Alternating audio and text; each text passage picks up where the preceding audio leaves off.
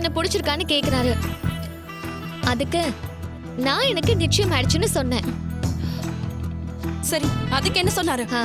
அவர் என்ன சொன்னாரு தெரியுமா? நிச்சயமான ஒரு பொண்ணு என்ன பிடிச்சிருக்கான்னு நீங்க எதுக்கு கேக்குறீங்க அப்படின்னு நச்சுன்னு கேட்டுட்டாரு.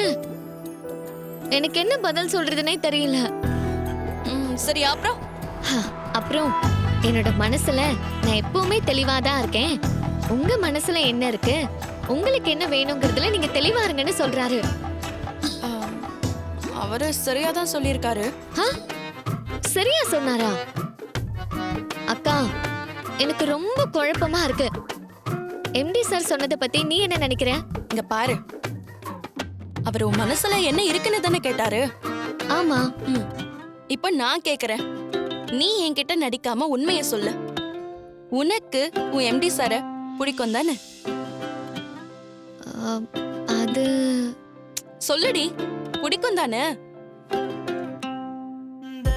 பிடிக்கும், ரொம்ப பிடிச்சிருக்கு.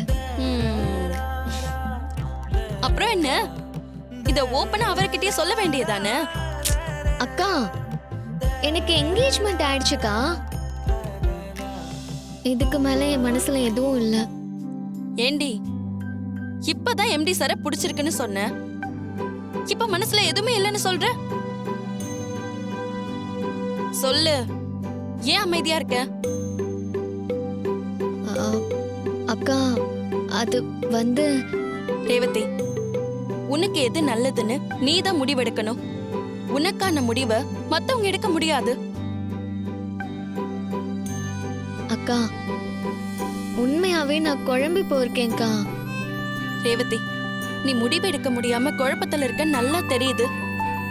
ஆனா இது உன்னோட வாழ்க்கை. எதுவா இருந்தாலும் யோசிச்சு முடிவெடு. ஒரு அக்காவா எப்போ நான் உன் கூடவே இருப்பேன்.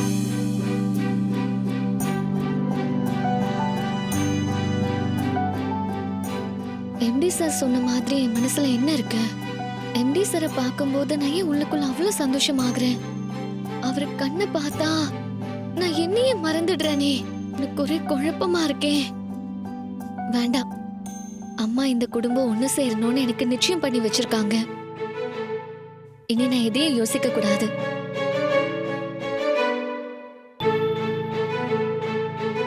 ரேவதி மனசுல கார்த்தி இருக்காரு.